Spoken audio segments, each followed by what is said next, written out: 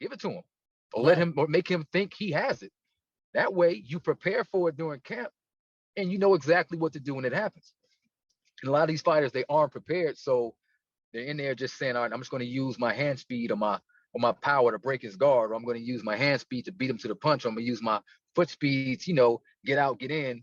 When it's like, if you watch Floyd, a lot of most of the time, he'll sit right there and he'll wait, right? Floyd uses Yeah, he'll excellent bait you timing, and in. he baits you. And that's what I tell guys. I'm like, if you move too quick, he'll pull that punch, right? Mhm. He'll know when not to move. And that's why Pacquiao is so effective against most other guys, because the minute he starts moving, they start moving right away. I And agree. he catches you with that fourth or that fifth shot, right? Right. He doesn't That's catch you with the true. first or the That's second. true. He's going to catch you with that third, fourth, or fifth one, because he's still coming, because his immaculate footwork and those punches from different angles are still coming. So you move back, he's still coming, and one of those punches is going to land. Look at how he knocked down Keith Thurman. Yeah. Thurman thought he cleared Pacquiao's punch, He but was trying to move away, he caught him didn't with see that that. He body. didn't see that third punch coming, right? Nah, He didn't see yeah. it coming. But with Floyd, Pacquiao would throw that punch. Floyd would wait. Like Floyd was so brilliant. He would wait, and that punch would get to a certain point. Then he'd pull the rug from underneath Pacquiao's feet. So now Pacquiao can't move. He has to stop and reset, rather than Floyd moving quick and Pacquiao knowing it. So now Pacquiao is compensating for what he knows Floyd is doing. That's So true. if you throw a right hand at me and you move and you throw punches and bunches like Pacquiao, if I get you to commit to that first shot, you're going to put all your effort into committing to landing that shot, because it's that close. And the minute I move back, then you find yourself off balance because you overcommitted. And that's what made that fight so easy for Floyd. That's true. You know what? I love the way you put that, man. That's a lot of good information out there that I personally didn't really realize until you said it. I'm like, wait, you're right. That's true with the whole Pacquiao and Mayweather, how he would wait until he got like right here, and then he'll just pull away. Just He gone, didn't. because He he didn't you, want to you have. He didn't want to go toe to toe with him, and two, he no, didn't he want him didn't. chasing him like crazy because he knew that if Pacquiao's feet are moving, his hands are moving with his feet, Yep. and And that's Pacquiao why Floyd so and Mayweather can't defend that. yeah, and that's why Floyd also so excellent at tying up, because he would do that, and in the minute he's in a certain spot against the ropes in the corner, he does the same thing. That timing comes, he'll slip that one shot that Pacquiao commits to, get up under him and hook him, Yeah, and you're then he right. would get out of there.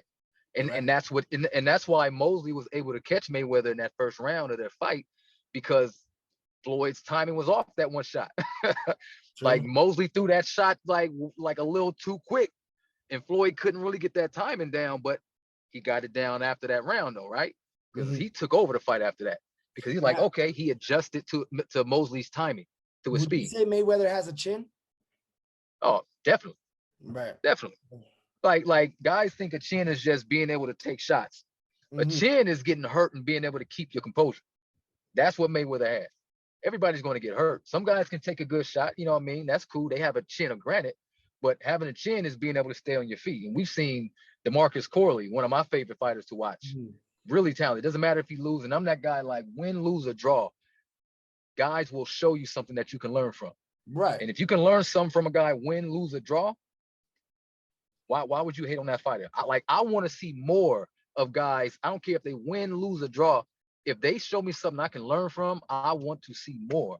And the issue is you don't have enough purists like that who understand that you can learn something in a defeat. Because I learned more from the losses than I did from my victories. Because if you start winning too much, you start getting high off yourself to where You you get too think comfortable. everything you're doing is right.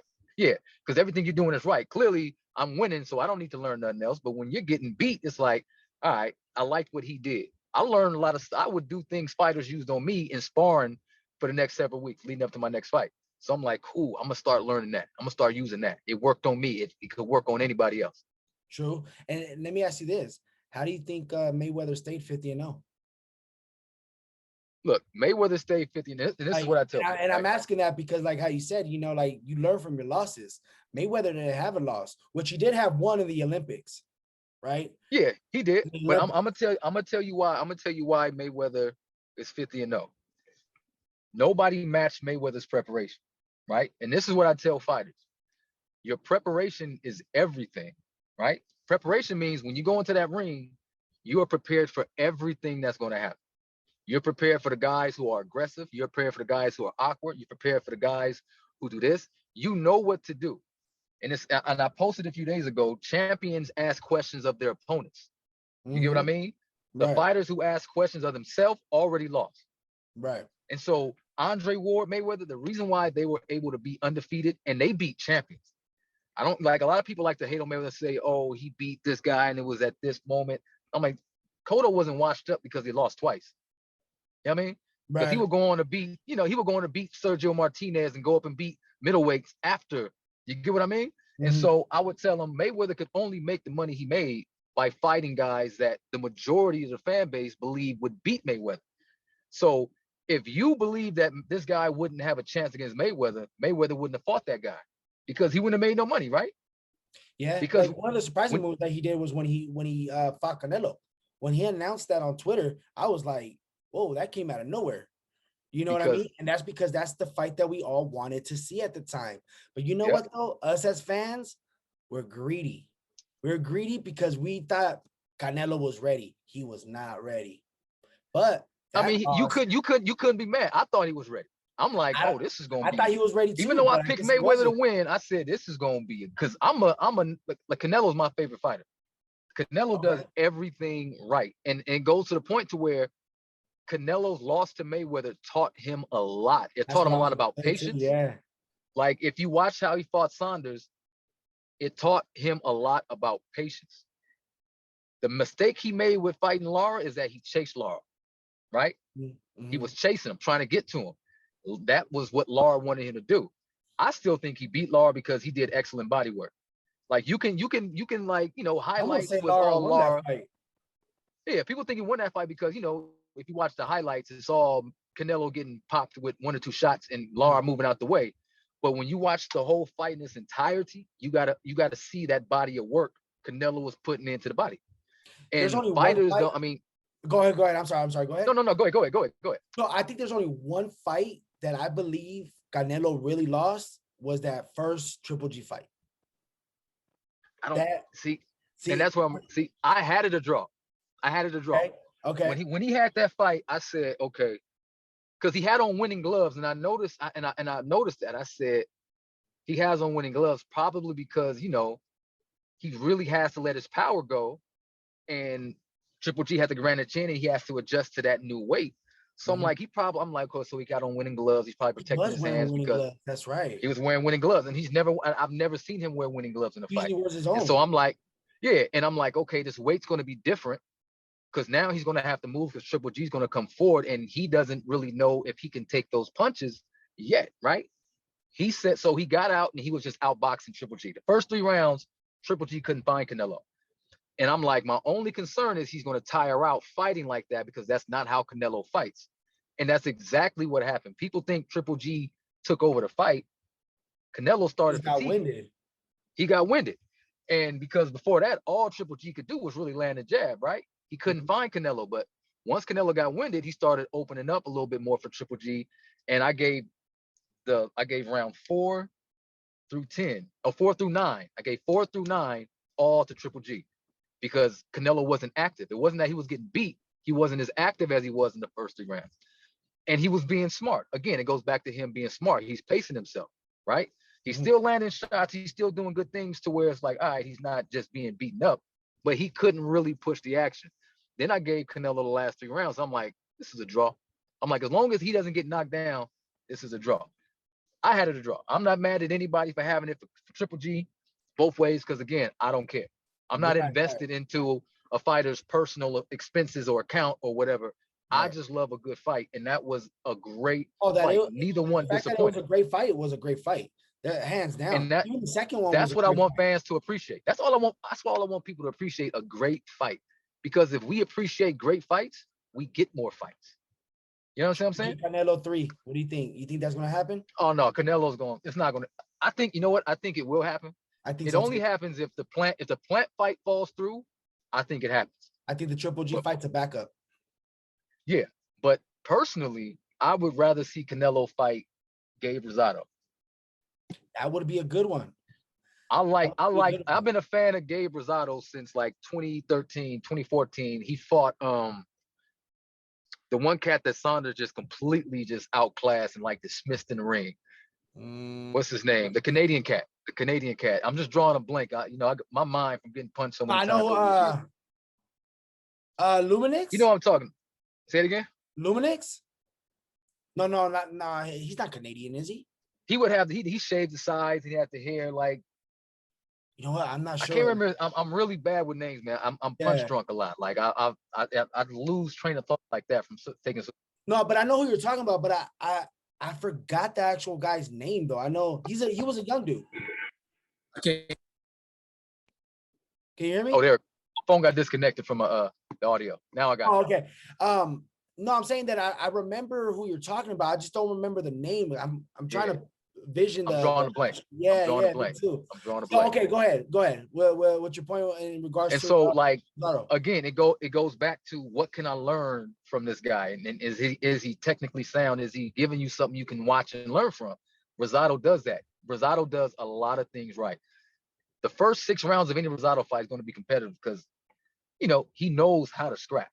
Yeah. Like he knows how to fight. And I think him being with Freddie Roach is perfect because Freddie Roach is going to turn him into a real monster. And then he started late, so he's really growing. And what you see out of Rosado is what happens when you give these professional fighters opportunities to grow. You look at Tevin Farmer, you look at all of these guys, allow them to lose, because if they know it's okay to lose and they can still bounce back and come back and they ain't got to worry about, if the next fight is going to take place because I lost this, or will I ever have a shot at ever winning a championship because of the politics, he'll be able to get back in that ring and redeem himself like Farmer did, like Rosado did. Now he's a champion. You feel what I'm saying? True. And so Rosado really is a good film study. I love watching fights and studying fighters and learning stuff, right? And plus, I still do a lot of sparring and getting in the ring. So I'm actually getting ready. I'm going down in weight. I plan on fighting again. And like my wife said, all right, baby, I'll let you fight. Like she never wanted me to fight pro. Man, I would love to stop by. Yeah. She would never let me fight. And I'm like, baby, I got to fight. And I've been trying to get her to let me fight for a long time. And she's like, I don't want you to do it. I don't want to, you know what I mean? And so now she's like, she sees it like, baby, go ahead. I'll let you. She said 5 fights. I'll give you 5 fights. I'm like, thank you. And so I was 230 in November. Now I'm at 168. Oh, okay. You just answered my question. 168. Okay. No, I'm not going to fight at 168. I'm going to go down to 155. I plan on fighting at either 147 or 154. Got it. Okay. Yeah.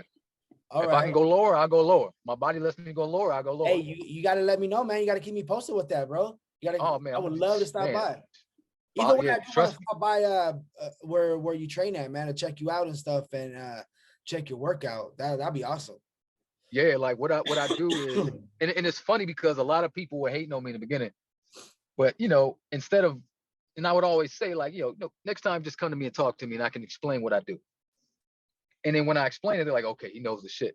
And I'm like, yeah, because they'll see me doing footwork drills, and it's like, oh, that's not boxing. All of these guys, these personal trainers get. And I'm like, you don't know that I've been fighting all my life. And then so I condition fighters. Like I can't train you to throw a punch if I don't train and condition your mechanics. If I don't teach you how to properly use your mechanics, how to transfer your body weight, how to move, how to pivot, how to rotate your hips, how to turn into a punch, how to use your shoulders. If I can't teach you how to manipulate movement to make life easier for you to keep you balanced, then it's really no good. You know what I mean? That's like why I don't want to. The fighter mechanic. Exactly. Like I build fighters. I build up fighters from the ground up. I teach you about your body as well. Okay. And so you're going to see things that you don't understand. And it's not boxing. It's not boxing.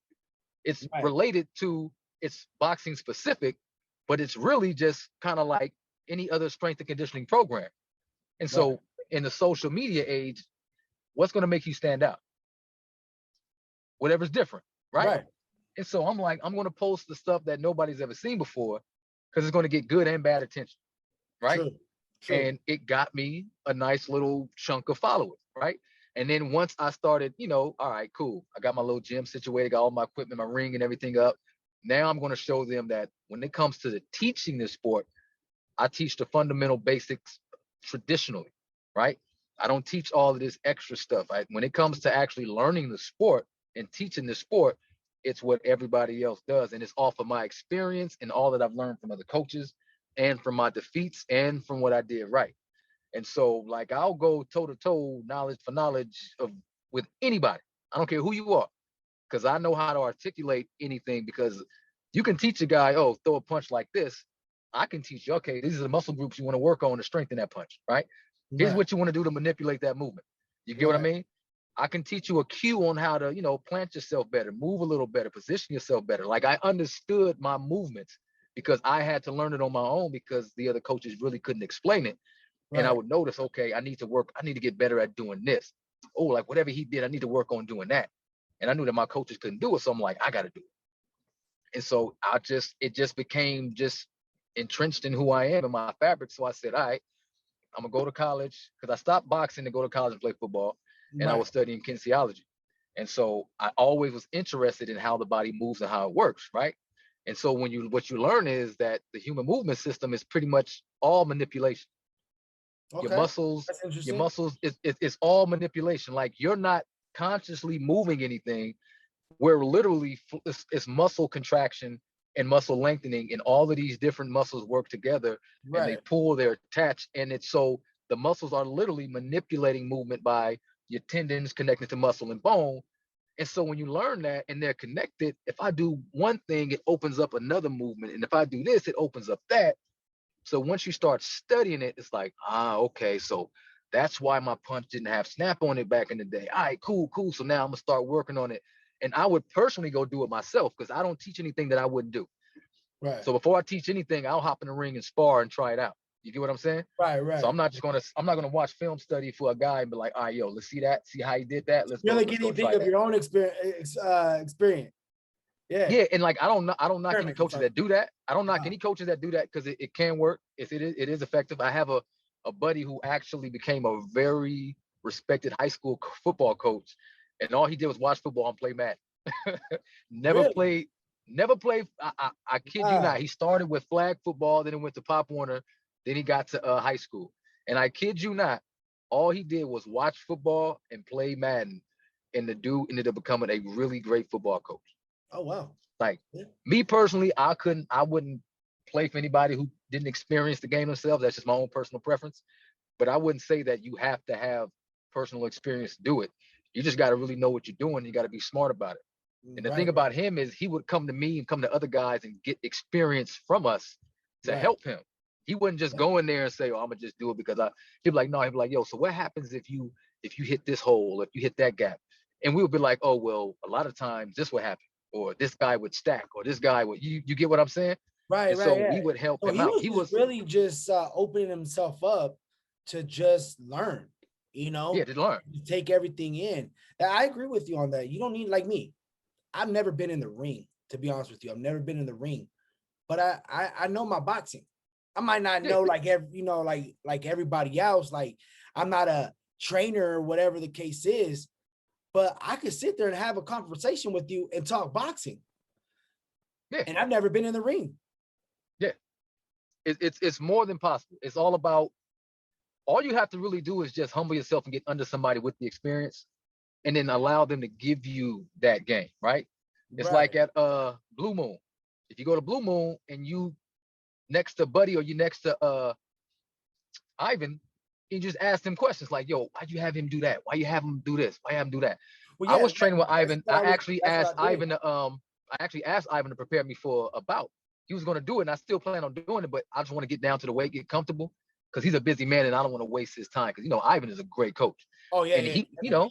yeah, he really put me up on I learned a lot just working with him for just like a week.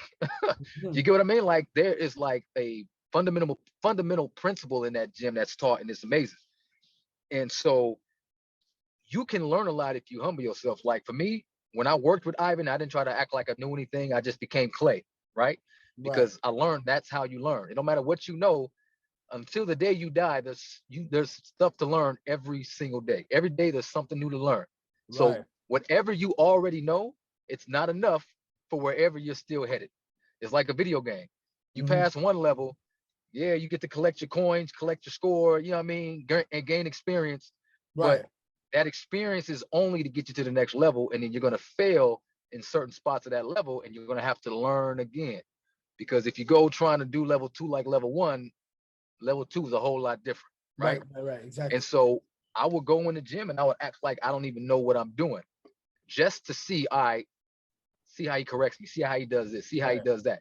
And I ended up learning from Ivan. And that's how I learned. I humble myself before anyone who I say I'm going to be underneath you. I don't like, I'm not that guy like, well, I'm a coach too, I'm a trainer too. I wouldn't do this. I wouldn't do that. That's not me. That's not me at You know all. what? Me, being at Blue Moon and stuff, every day that I was there, you know what I mean? It was just amazing. Being every day with Buddy McGirt, Yeah. James Tony, Ivan, Yeah.